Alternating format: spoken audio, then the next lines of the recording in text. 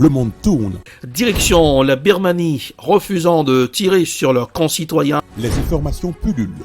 Tout de suite, voici les informations. C'est le moment d'ouvrir la page internationale avec Ealichi Dorelas depuis Boston, Massachusetts.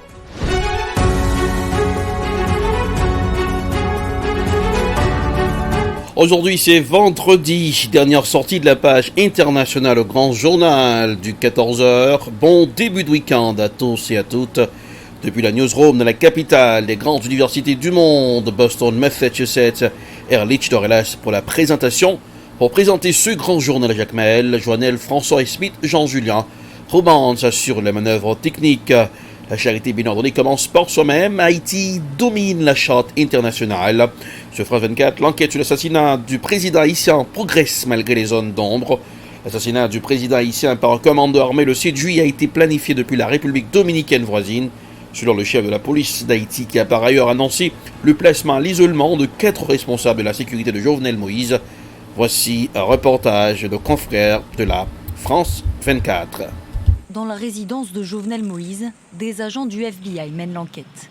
Venus apporter leur aide à la police locale, on les voit ici quitter les lieux avec un ordinateur.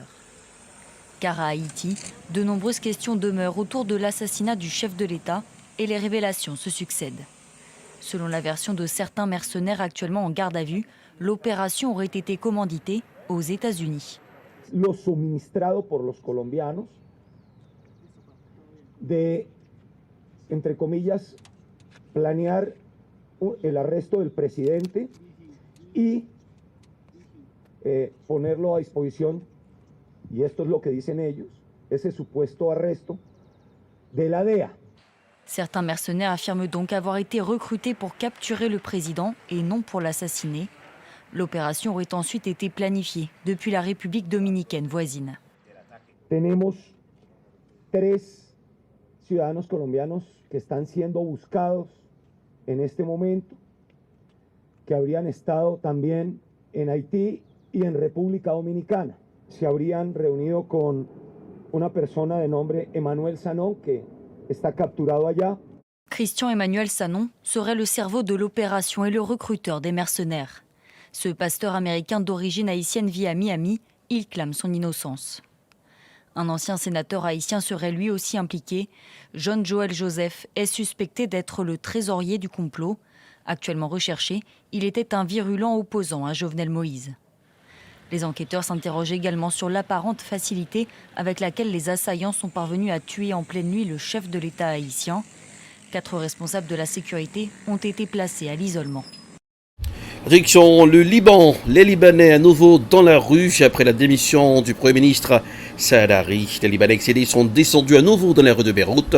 Voici un reportage signé TV5 Monde.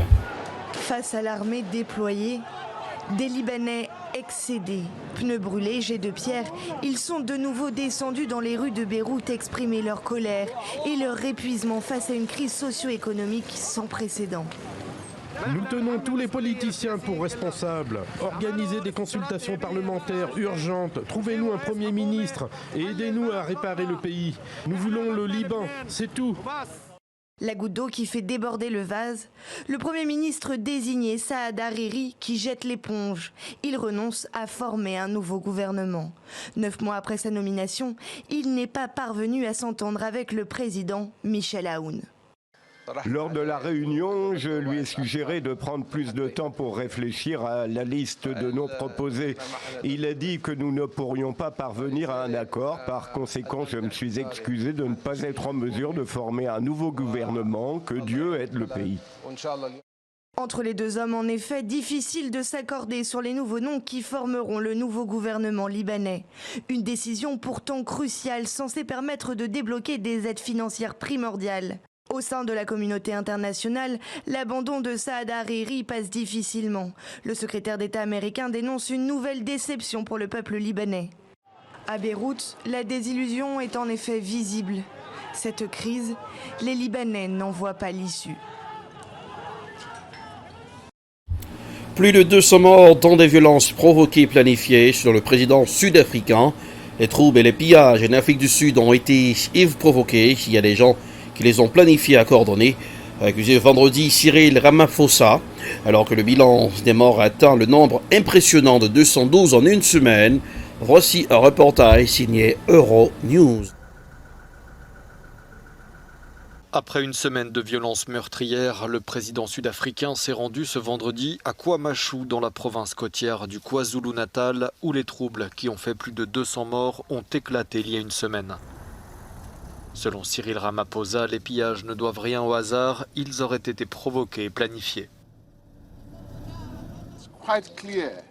Il est tout à fait clair que tous ces incidents, ces troubles et ces pillages ont été fomentés. Il y a des instigateurs. Il y a des gens qui ont planifié et coordonné tout cela. Nous poursuivrons ces personnes, nous en avons identifié un bon nombre. Nous ne laisserons pas l'anarchie s'installer dans notre pays.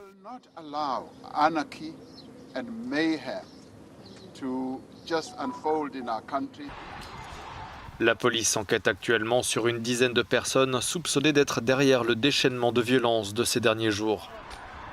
Les premiers incidents ont éclaté la semaine dernière dans la province du KwaZulu-Natal au lendemain de l'incarcération de l'ex-président Jacob Zuma, condamné à 15 mois de prison ferme pour outrage à la justice. Les pillages se sont ensuite étendus sur fond de chômage endémique et de nouvelles restrictions anti-Covid, notamment à la province du Gauteng, où ces images ont été tournées.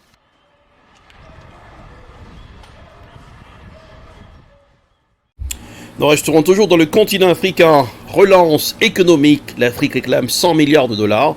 Les dirigeants du continent ont formulé cette demande une nouvelle fois jeudi à Abidjan. Le continent veut aussi des vaccins pour sa population. Voici un reportage signé Africa News. Comment donner un coup de fouet aux économies africaines fragilisées par la crise sanitaire? Les dirigeants du continent ont échangé sur le sujet jeudi à la faveur d'un sommet organisé en partenariat avec la Banque mondiale à Abidjan.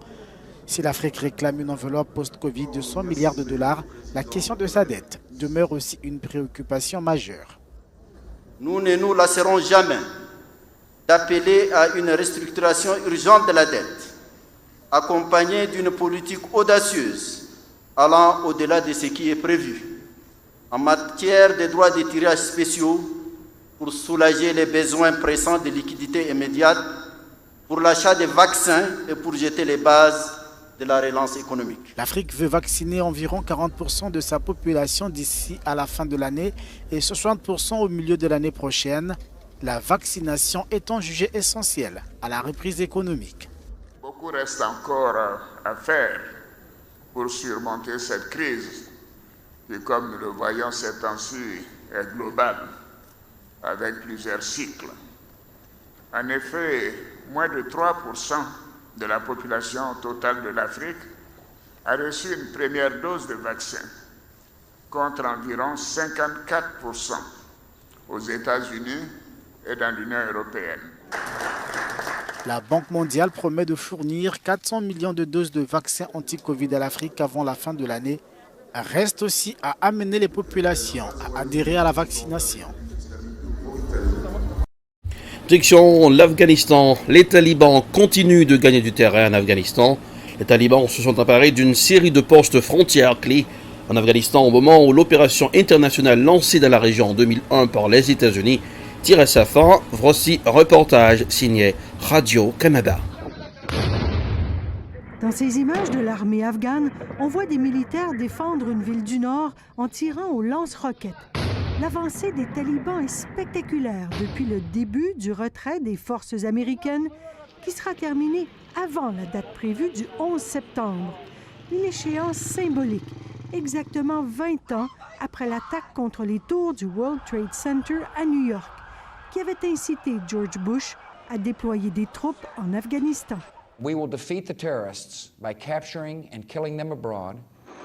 En octobre 2001, les Américains bombardent les talibans qui refusent de livrer les leaders d'Al-Qaïda cachés en Afghanistan et responsables des attaques du 11 septembre. Les forces américaines et celles de l'OTAN repoussent les islamistes qui perdent le pouvoir. Les écoles sont rouvertes, les femmes peuvent de nouveau être scolarisées et travailler. Mais 20 ans plus tard, ces acquis sont menacés.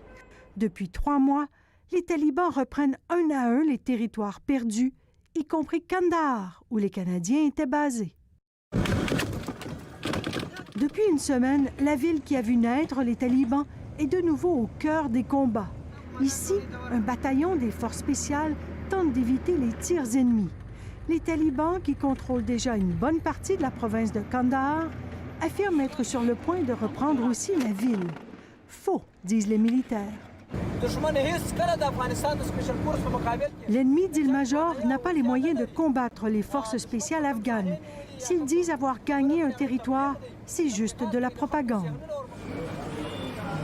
Mais une chose est certaine, les combats sont intenses. Depuis 2 jours, l'hôpital de Kandahar a reçu des centaines de blessés. 30 civils et 15 insurgés sont décédés ici.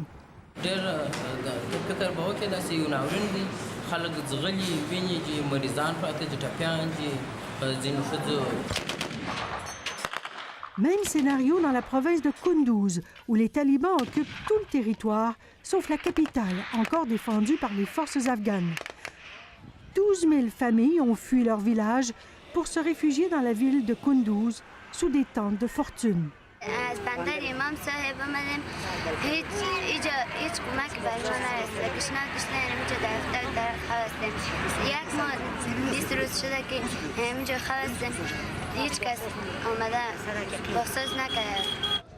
Beaucoup d'intellectuels afghans dénoncent ce retrait précipité des forces américaines qui devait se faire seulement quand un partage des pouvoirs serait négocié entre toutes les parties au conflit.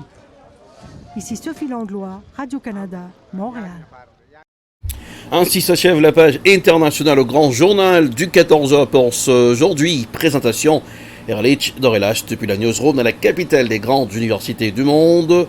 Production EdProd, réalisation Télé Beltor pour le compte de la radio évangélique Hosanna 102.3 FM à Jacmel.